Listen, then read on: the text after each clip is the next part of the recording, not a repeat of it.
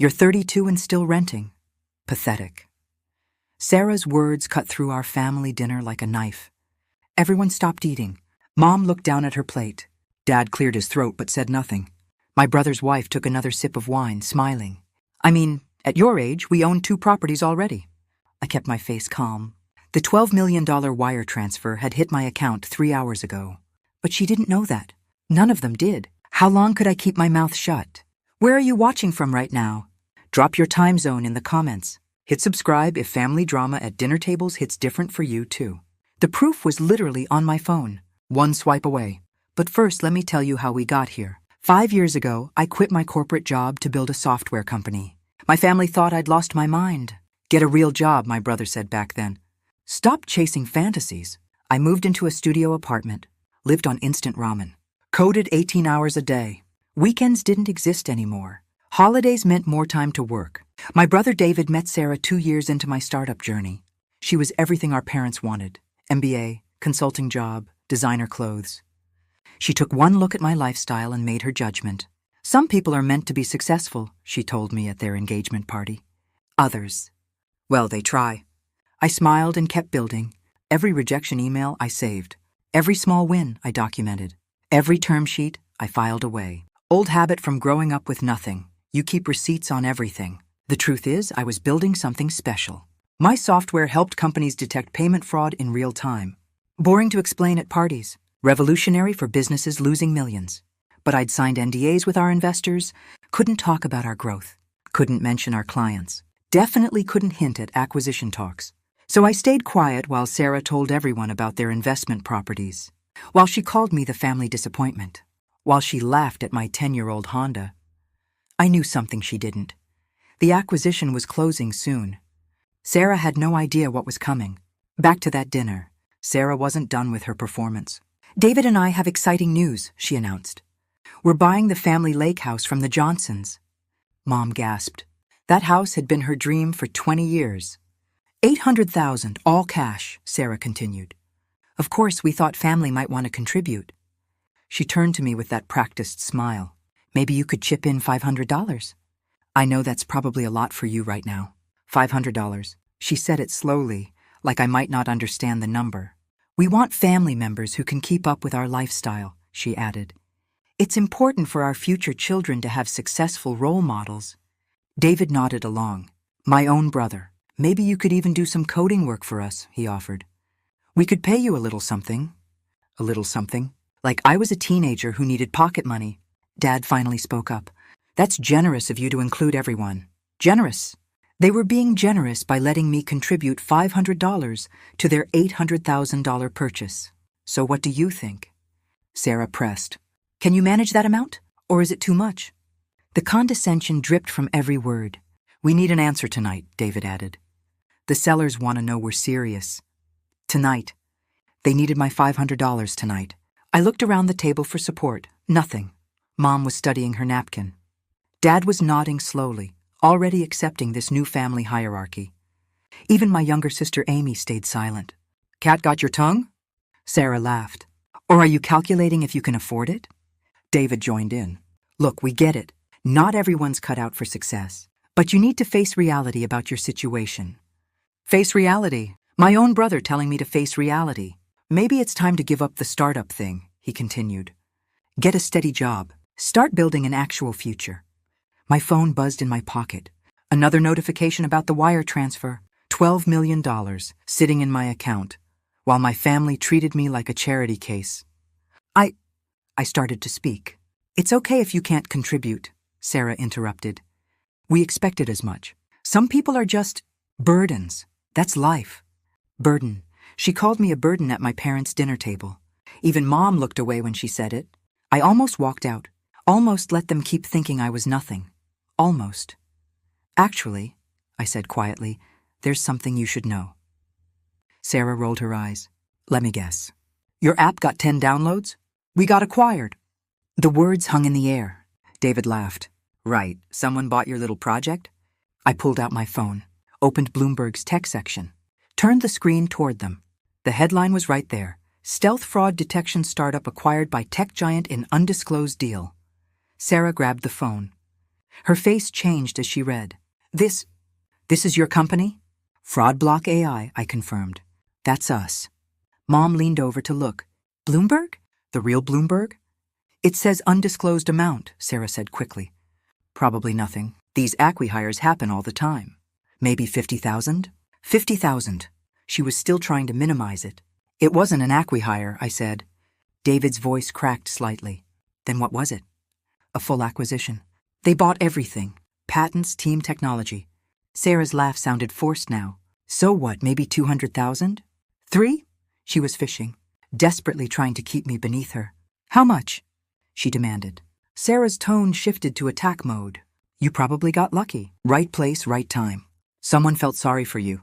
Sarah, David tried to interrupt. No, this is important, she continued. He's been lying to all of us. Keeping secrets. What kind of family member does that? She stood up, pointing at me. Family shares success. Family supports each other. Or are you too selfish to understand that? The irony was thick. 5 minutes ago, I was a burden. Now I was selfish for not sharing my success. You owe us an explanation, she demanded. How long have you been hiding this? The deal closed today, I said calmly. Today? And you sat here letting me... She caught herself. Letting you what? I asked. Call me pathetic? David jumped in. Look, we're all family here. If you've had some success, we should celebrate together. Celebrate? Sarah's voice went higher. He's been playing poor while we've been transparent about everything. Transparent? That was rich. I want to know exactly how much, she said. We have a right to know. Why? I asked. Because families don't keep secrets like this. It affects all of us. Our plans, our future. She wanted a number. She was about to get one. I opened my banking app. The wire transfer was right there at the top. You want to know the number? I turned the phone toward them. Wire transfer confirmation. $12 million. First tranche. The silence was complete. Sarah's face went white. That's... Mom couldn't finish. $12 million, I said. That's just the first payment. First? David's voice cracked completely now. The deal includes performance bonuses. If we hit targets over the next 2 years, there's another $8 million. 20 million total. The numbers hung in the air like smoke. Sarah sat down hard. Her wine glass shook in her hand. That's impossible, she whispered. You live in a studio. I lived in a studio to save money for the company, I corrected. You drive a Honda, she continued, like listing these things would change the number. I drove a Honda because I didn't care about impressing anyone. Dad finally found his voice. Son, is this real? It's real, Dad. Amy started laughing. Then crying, then both. But Sarah wasn't done. Her brain was calculating something. David broke first. Sarah, maybe we should tell them. Shut up, she snapped at him. But it was too late. I saw the panic in his eyes. Tell us what? Mom asked. David looked at his plate. We're 3 months behind on our mortgage. The room shifted again. What about your properties? Dad asked. We sold the rental last year, David admitted, to cover Sarah's business losses. Sarah's perfect image cracked completely. That's private, she hissed at him. I pulled up LinkedIn on my phone, found Sarah's company page. Status, permanently closed. 6 months ago. Your consulting firm shut down? I asked. She glared at me with pure hatred. That's why you needed the lake house deal, I said, understanding. You were going to flip it. We were going to live in it, David protested weakly. No, you weren't. You needed the equity. They needed me to be the failure. It was the only way their story worked. The only way they could ask our parents for money without admitting they were drowning. They needed me to be pathetic. I made a decision right there at the table. I opened my phone and started typing an email to my wealth manager. What are you doing? Sarah demanded. Making a wire transfer. To us?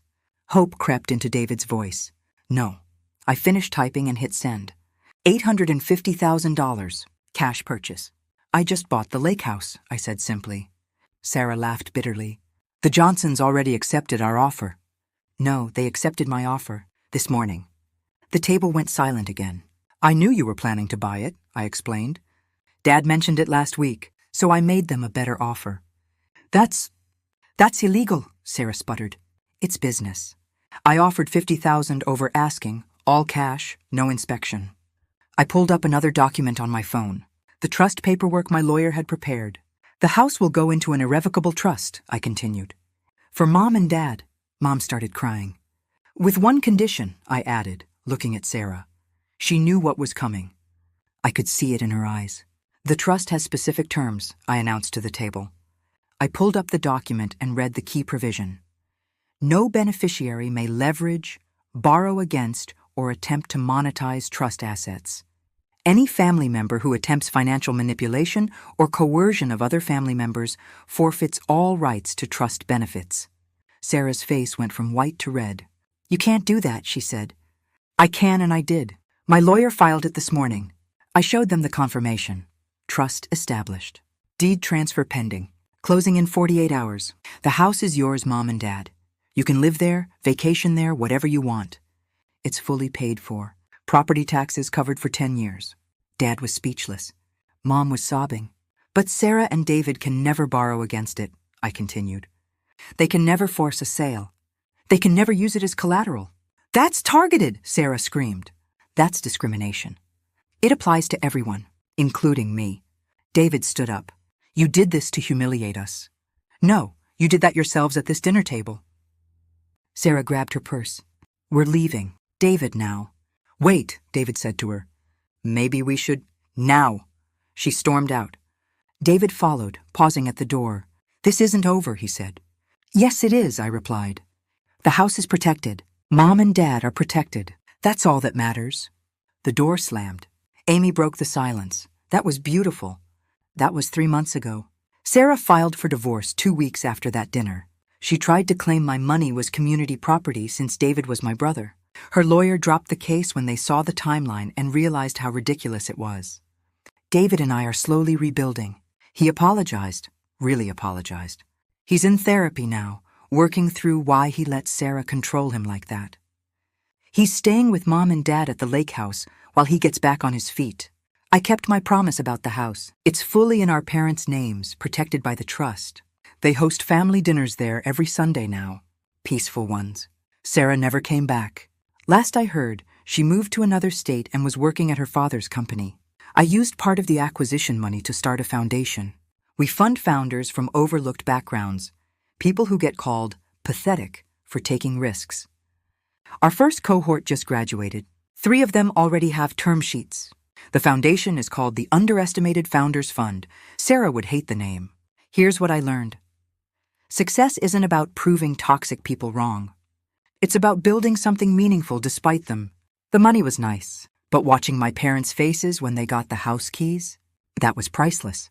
Sometimes the best revenge isn't revenge at all. It's just protecting the people who matter from the people who don't. Boundaries aren't walls, they're shields. And sometimes the most powerful thing you can say to someone who calls you pathetic is nothing at all, until you have 12 million reasons to speak up. What would you have done at that dinner table? Would you have revealed the money or stayed quiet? Drop a comment below. I read every single one. And if you have your own story about families showing their true colors over money, subscribe. You're not alone in this. This is a fictionalized dramatization based on true events, not legal or financial advice. Sometimes the best revenge is just telling the truth.